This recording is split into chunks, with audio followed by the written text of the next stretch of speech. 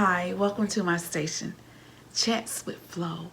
I give Christian and relationship advice for your everyday life.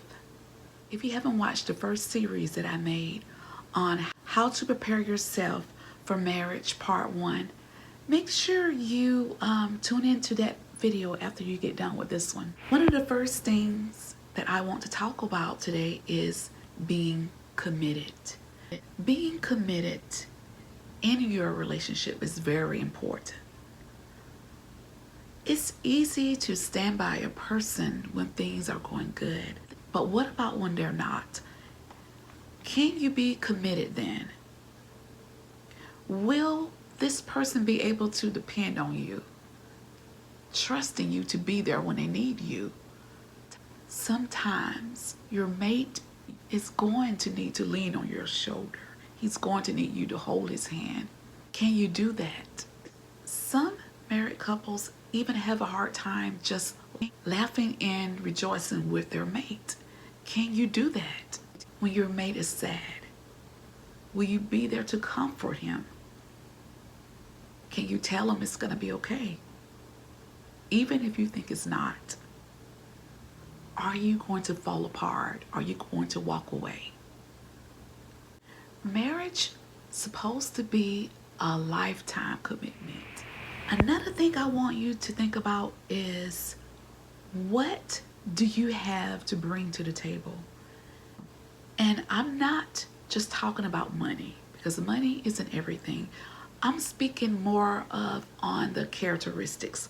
What characteristics do you have that you can bring to your marriage to help it to work?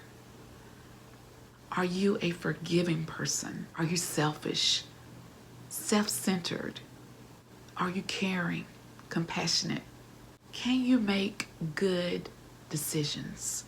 Another thing that I want to mention that I don't think a lot of single ladies even think about before they decide to get married, your mindset. Do you have a healthy mindset? Are you holding any hurt?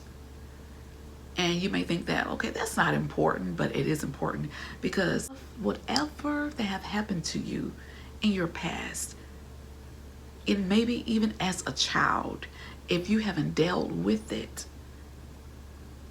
it can destroy your relationship. So that's why it's important to have a good, healthy mindset, to be able to think clear. A healthy mindset is when you are able to think logical, make good decisions. It's not a good thing if you are one of those people to where you don't think before you do things, or you don't think before you speak. That type personality can ruin a marriage. Do you respect yourself? Respecting yourself is very important. When I say respect yourself, do you find value in yourself? Do you love yourself? Are you content? And the reason why I mention being content is because I think that you have a lot of women, they're not content in their life. They're not happy. So when they marry someone, they expect that person to bring them happiness, to make them happy. But it's not like that. In order to be happy, you have to have happiness within yourself first. One of the good traits that you want to develop, if you don't have it, is being a motivator. You want to be able to cheer him on. I can honestly say this. I was really young when my husband and I got married. I was only 21 years old. But even though I was young, before I married him, I seen something in him. I knew it was something special about him. I felt that in his future, that he was going to do great things. So it's very important for you to be the type of person where you don't always find fault in someone. Your husband is going to need you to encourage and lift him up and let him know that you have his back, that you are his #1 fan. So earlier, like when I mentioned having a stable mindset, all of that kind of like ties in there together. Loving yourself, feeling that you are worthy, because if you feel that you are worthy and ready to be loved, you're not going to accept the first guy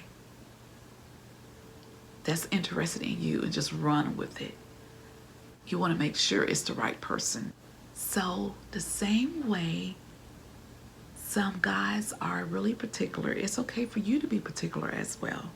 But the main thing is that just because the person you want to marry may not have all the things that you want him to have, but if you see something within that person, it can take you a long way. Some people just need you to push them a little bit and let them know that you believe in them. All of that is important in a relationship.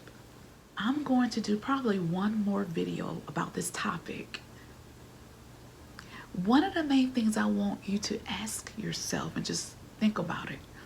Do you think you are mentally and ready for a life-lasting relationship?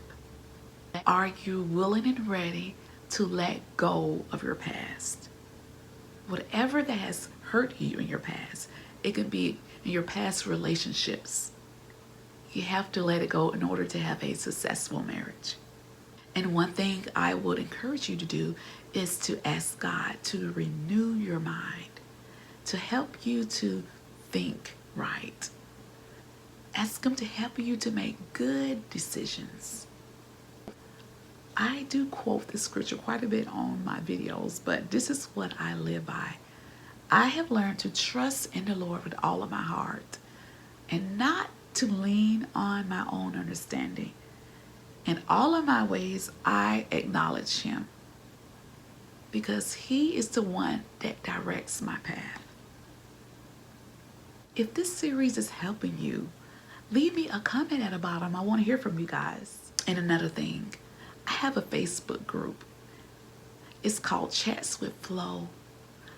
I discuss a lot more of different things, and I also share a lot of more information on there, not just from me, but from other Christian women as well. So make sure you join my group. And as always, thank you for tuning in, and be looking for my next upload on how to prepare yourself for marriage.